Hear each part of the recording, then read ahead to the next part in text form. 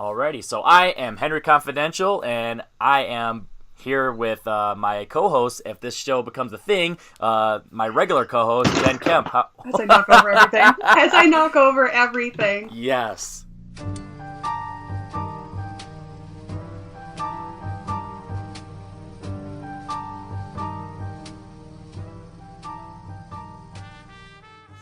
Off to a great start. Yep. So let's try that again. We'll try that again. Take two. Introductions, take two, and I have too many things on my desk. That's basically I know. That's why I got it. I got a little. I'm figuring this out still. My new setup. All right. So I am Henry Confidential. As always, if you're onto this channel, you know me at least a little bit, and I am brought with hopefully my future regular co-host for the show if this becomes a thing, Jen Kemp. Hi. Hey, how's it going? Do you have that feeling where you're trying to pick a movie on the weekend and you waste most of your weekend looking for the movie than actually watching any movies? That's pretty much my entire relationship with Netflix. So yeah, this is probably a good exercise for someone like me out there, but unfortunately I don't get to really benefit off of this unless I watch your things, but I don't want to because I want people to pick my things. So that is true. And speaking of that, this is going to be kind of like a competition each week because each week, I'm going to give Jen a movie, and she's going to give me a movie, and then we are going to pick two supporting movies for each of those movies and going to create a triple feature. Honestly, we're not sure exactly what we're going to call this yet, so right now we're going to working title triple feature. So she gave me a movie, and I gave her a movie, and at the end of each follow-up episode, that's when we're going to give away the movie. So let's just go ahead and get right into it. Jen, the movie I gave you was Airplane. Did you come up with a theme for to surround Airplane? Oh, I did. It took me a while to land on what I actually wanted to do because Airplane is a fantastic movie that I'd like to think most people have seen. And it has a lot of different boxes that you can check. Like for a while, I was like, oh, I can just do movies on planes because then I could be able to talk about Snakes on a Plane and Air Force One in the same thing. And then I was like, well, I could get a little more serious. There's a little post-traumatic stress there. I could get some Deer Hunter in there, maybe Taxi Driver. But that's a little heavy going into our first episode here. Interesting. So I thought I'll start off kind of basic, but with a little bit of my own twist to it. I am going with parody movies that have a drinking problem. So there we go. There's that. And before we start getting into your list, go ahead and let them know what you chose for me. Yes, so to counteract Henry's excellent choice of Airplane, I thought let's try to start off in an even keel here. So I went with another classic 80s comedy, which I believe was in the same year as Airplane. 1980. I actually got a year right. Which I am ashamed to say Henry had not seen until I mentioned it. So I'm already winning. So the movie I chose was the classic Caddyshack. And yes, Caddyshack. It was a movie that I kind of had an opinion on, like one of those things where I've heard some things, so I was like, I could probably fudge a list together and have an idea of what I would want to pair with this, but I was like, no, I want to be genuine. Plus, it gives me an excuse to finally watch Caddyshack. It's been my Netflix queue for a while, ever since it came on Netflix, which I think has been pretty recently, within the last month or two. So I was like, as soon as that happened, I threw that on there, and I finally had the excuse to watch it. And I kind of went in the vein of sports movies, sports comedies, but in the darker, like the more not necessarily black comedy, but more crude comedy. So I went with a crude sports comedies to pair up with Caddyshack. So that was fun to finally watch that, and I wasn't wrong, but it definitely was a little different than I expected at the same time. But I am definitely glad with the list that I got, and I can't wait to compare it with yours and see whose comedy list is better. So let's go ahead and get started. So you said you are going to go with Airplane. Now, before you talk about the rest of your list, where would Airplane rank as far as watching them? Because if we're going to do a triple feature, you're going to watch 1, 2, and then 3. Where would Airplane sit in your watching? I would start off just with Airplane because it's a very accessible movie. If you haven't seen it, I would think it is a little bit tougher because it's one of those classic spoof comedies that don't really get done nowadays. So it is kind of a different gear that you need to get into. But I think once you're able to lock in, it's a lot of fun to have. And so Airplane, is a parody of a lot of the very common types of films of disaster films in the 70s. This particularly is off of Airport. I think there's two of them. There's like Airport 77 or something. But it has the story of Ted Stryker, who has a drinking problem because he was in the war and he had some unfortunate accidents. So I also, in the back of my mind, I could have things about phobias, because he has a very strong phobia of getting back into the cockpit and flying after letting his friends down in war. And that's when he develops his drinking problem. So it's one of those things where he has to overcome his particular phobia and his problem in a extreme situation in order to save everyone that's around him. Also, his romance interest in the movie. So, yeah, that would be my first film, and it is a delight. So I would highly recommend starting off with that one with a bang. I agree with that. And every time you bring up a drinking problem, I just start laughing, because if you've never seen the movie, you wouldn't get it. And it's kind of one of those jokes where it just is like, that's weird. And then as it starts going along in the movie and on rewatches, you're like, that is hilarious, because who thinks of that type of stuff? And just, all the lines in that movie, to where almost nothing that is a punchline means what you would think it means on paper. And the way it's delivered in the movie and the way that it's performed is just it's amazing. And so on the contrary of what you're saying, or in the similar vein of what you're saying, I am also going to start with my pick or what I was giving with Caddyshack, but for a different reason. Mine is because in comparison to my other two movies, this one is not necessarily dated in the sense of comedy, because the comedy is there and you're going to laugh. It's dated in the sense of filmmaking, and the sports aspect of the movie isn't quite there, especially in comparison to these other two, and also just the look of it and the set, where it's kind of a little bleaker, and you can tell a lot of big hair. Yeah, and you can just tell that it's like, oh man, all right, so we're on this comedy. Plus, when you talk about these other two movies, this one's the only R-rated one out of these two, so it's also that. So you're getting it out of the gate right away. You're just setting your night up immediately, and kind of like, if you're going to start drinking, which honestly you might, unlike yours where you might not have a problem drinking, you're going to successfully get your drinking done, Caddyshack would be a good to get started in your drinking, and it honestly might make you enjoy the next two even more, not because you need to be drunk when you watch them, but it definitely would help to have that enhancement. And especially if you're watching with some buddies too, then that just helps as well, because I don't know about your list, but for my list, it's kind of like a guy's night out, where it's like, a bunch of guys doing some sports and kind of being a little crude and over the top. So I am also going to start with Caddyshack. Go sports team. All right, so here's the part of the show where we're actually going to go in order. So now let's go with you. What is number 2 on your list to follow up with Airplane?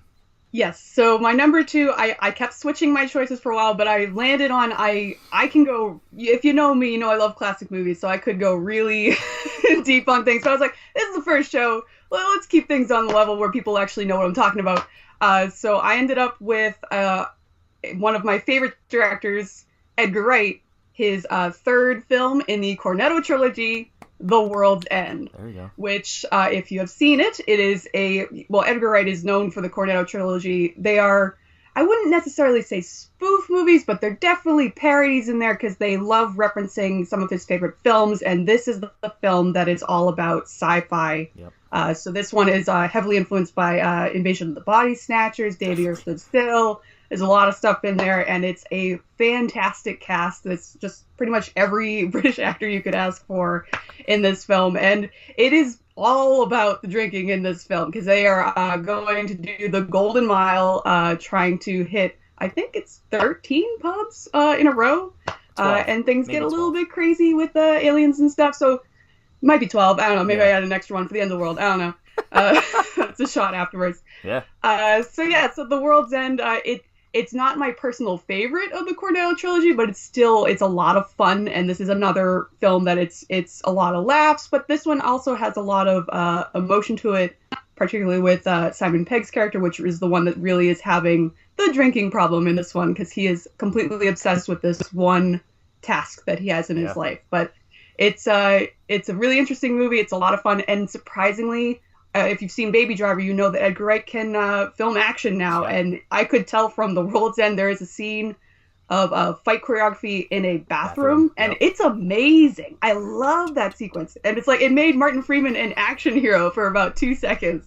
But yeah, it's a great movie, so I would love to recommend this one as the follow-up to Airplane. Keep the fun rolling, a little bit of a dip in terms of emotional drama, but still a lot of fun. Yeah.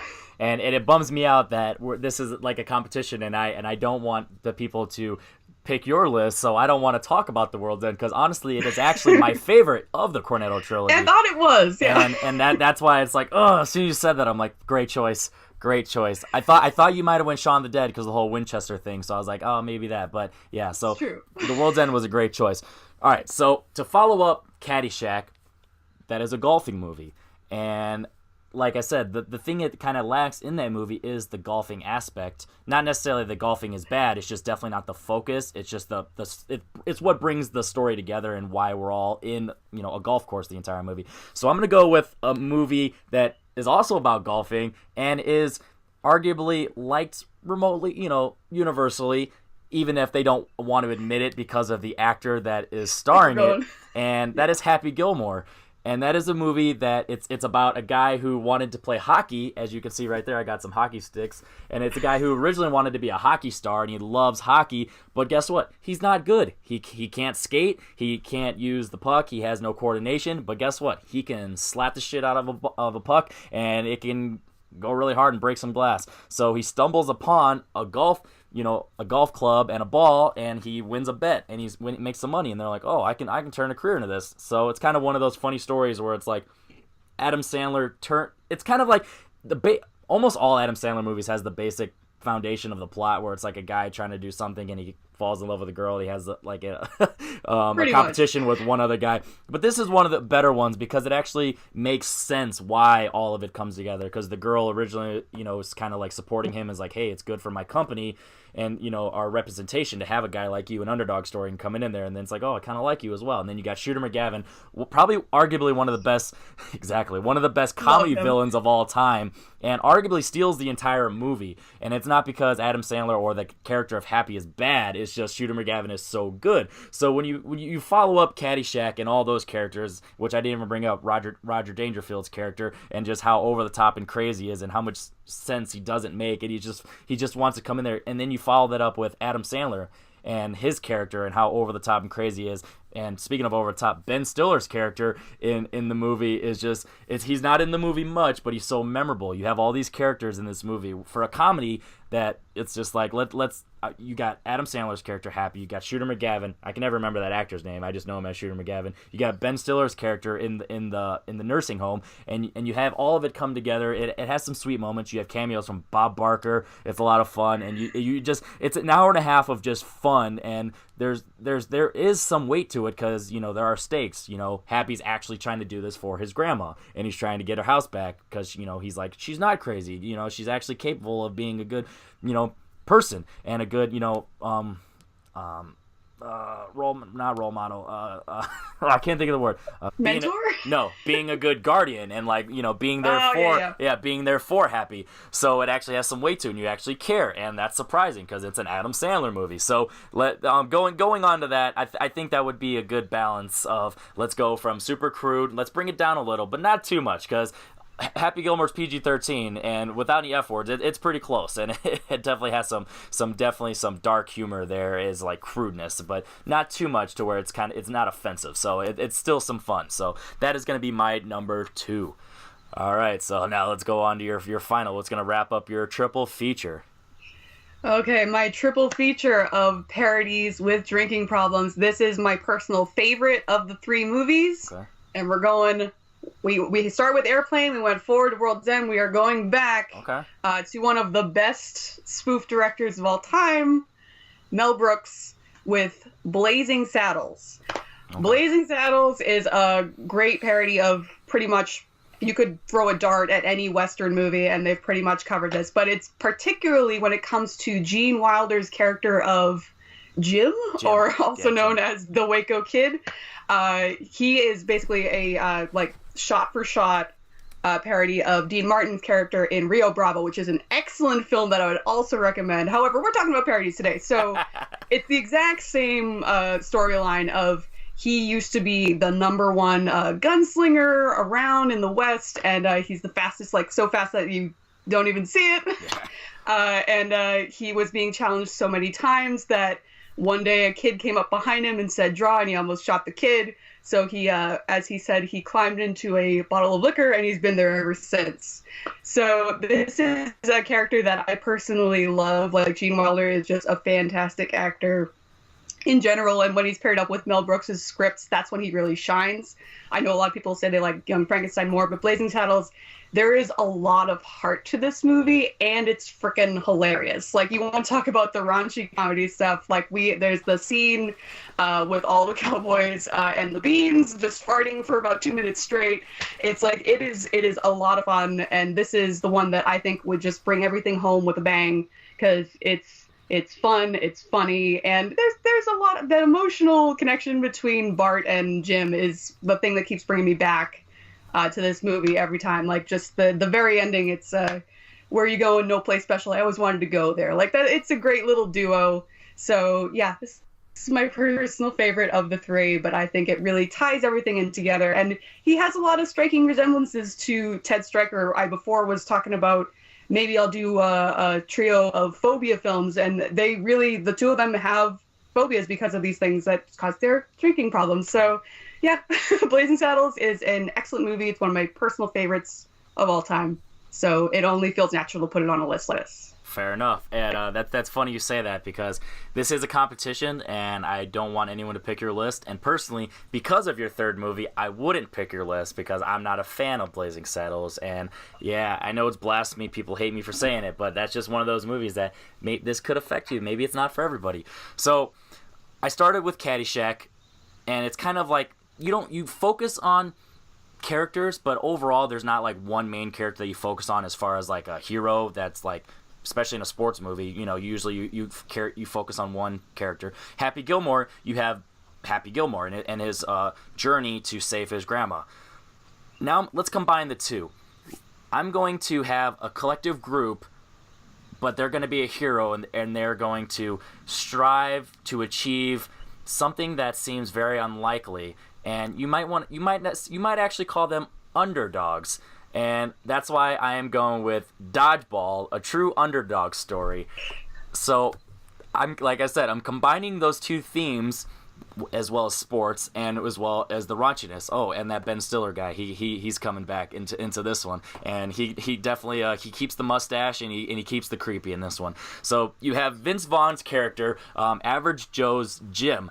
And it's not great, because you're going up against Global Jim. I think that's Globo Jim. Yeah, Global Jim from Ben Stiller's character, and Cobras. Yeah, they're definitely not comparable at all. Average Joe's is definitely below average in like ratings, essentially, for attendance, because everyone's going to Ben Stiller's gym. So they kind of stumble upon this dodgeball tournament. I think it's $50,000 is the prize, something like that. I think so. Yeah, something like that. That's exactly what they need. Yeah, exactly. And it's just like, writing's a little thin, but it's a comedy. Who cares? The point is the laughs, the jokes, and the underdog story. And this movie is full of it. You have characters like Steve the Pirate, who he's such a weirdo and everything, but it has heart to it, because you get a little bit, it's a comedy, so the writing's still a little thin, but you get the attempt of, he's kind of, he had the issues, and he's kind of like, an outcast, so that's why he's the pirate, and everyone. And then you have moments, the levity, to when he kind of transitions, and he gets the moment of clarity.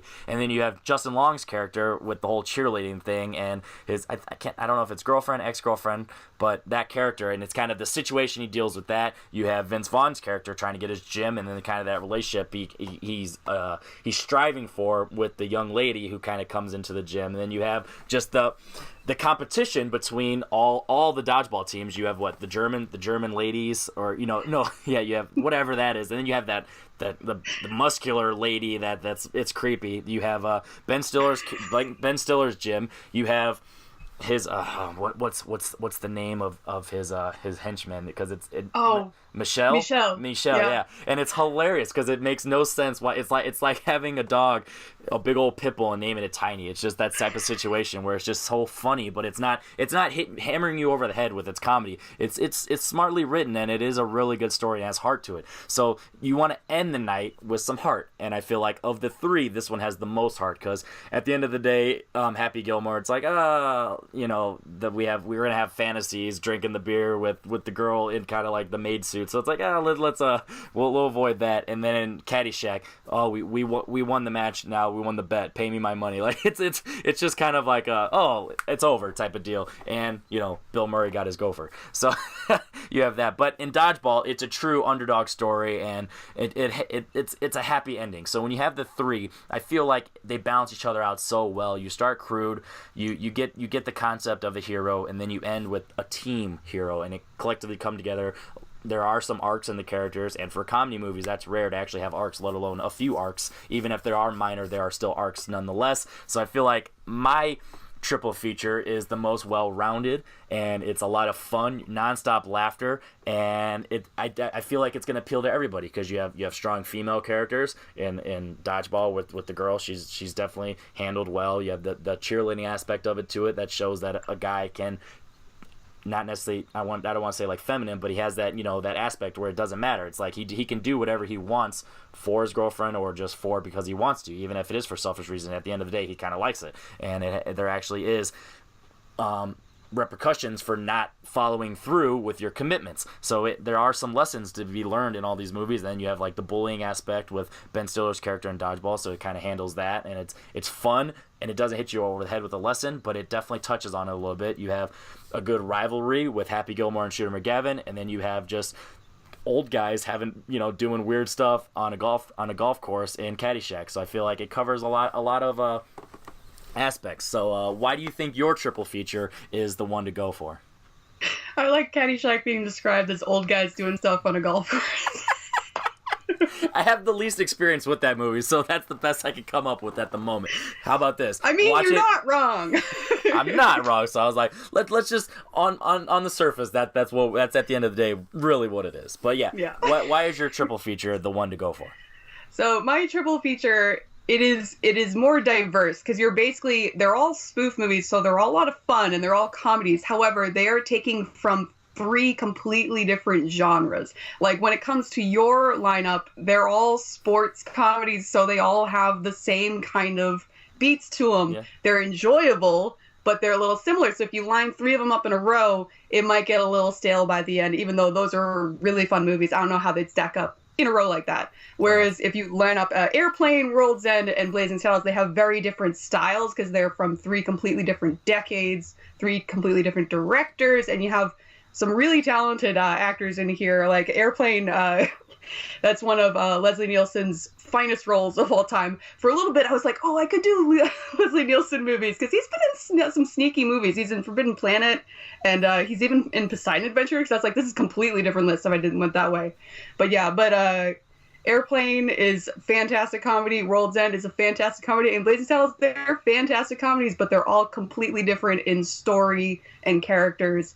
And they're funny, but there is a lot of heart to them. So I think there's a lot more that you can get out of three completely different movies instead of three within the same genre. So if you're looking for something that's like a little bit different and you want to hit some different notes all night long, I think mine's the way to go. All right. And definitely have a drink with it too. That is true. I will say that both of our triple features, you can drink along with them, whether they're having issues or whether they're just being silly. Because on a golf course, you got old guys drinking. There's the tequila scene with the date, and it gets weird. And then you in Happy Gilmore, they're drinking on there, and you have Jackass. I never brought that up. That's hilarious, that whole scene. And that actually reminds me, that was borrowed from Caddyshack when they're doing the putting and they're like talking in the background. So you can definitely tell that they borrow from that, but they also expanded on it in a unique and really hilarious way, because it was like an ongoing joke and it just kept working.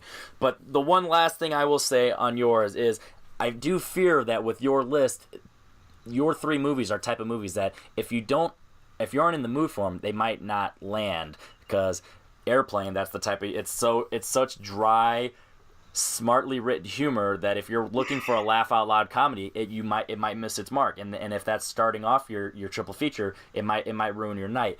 With then you have The World's End. It's sometimes if you go in and you don't expect the sci-fi, and especially if it's a first time watch and you don't know what you're getting into, you might be more focused on the movie and like kind of curious where it's going to lead instead of actually worrying about the jokes. So it might affect that. And then last but not least, with Blazing Saddles, if you're not a fan of westerns, you might not get some of the jokes, and I think that was my issue with me when I first saw it, and I've been stale ever since, because it's like I don't get the parody of it. So it could be wary with that. Whereas mine, they do hit similar beats, but they connect on each other. Like I said, with the Happy Gilmore thing, it borrowed a joke from there and expanded, made it better. The dodgeball thing, you have the rivalry. You went from Shooter McGavin and Happy Gilmore to Average Joe's and Global's Gym. Like, it expands. So it's like you have this movie to this movie to this movie, and maybe Caddyshack's best in quality, but as far as like beats, it expands each time, so it definitely gives you something new each time. So I feel like that's why mine could work a little bit more than yours. But I will say, if people don't like sports, they're out of luck when it comes to your list. Like mine, it goes all over the place, but there's comedy in there. Like I think it's hilarious that you just quoted Airplane as the smart one. Because there is a lot. It's a smart script. There is some great writing in all three of these. Like, they have some really funny jokes when it comes to wit and humor and irony. But then there's also a lot of practical comedy for every single one of these. So it has highbrow, lowbrow, and story. So if this is more of a film lovers kind of list where you're going to go around all over the map, whereas sports movies, I think like they're easier to get into. But if you don't, golf is one of the harder sports for people to latch onto when it comes to spectating. So it's a little bit tricky there, but yeah. So we definitely have pros and we definitely have cons for each other's lists, and I feel like either way, regardless of which list you pick, you're going to have a good time.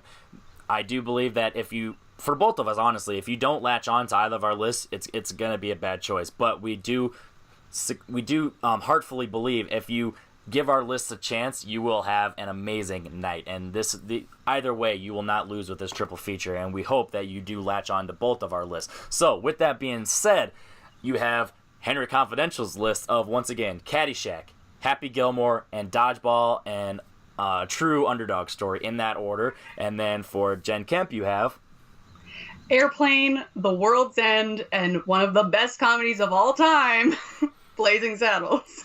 So either way, we truly believe that it's a win-win, but because it's competition, we have talk trash, but don't think negatively on either of these lists. We do hope that you give both of them a chance at some point, or just watch all 6 of these movies separately. It doesn't matter. But let us know in the comments below, which list would you rather watch? Jen's list or my list?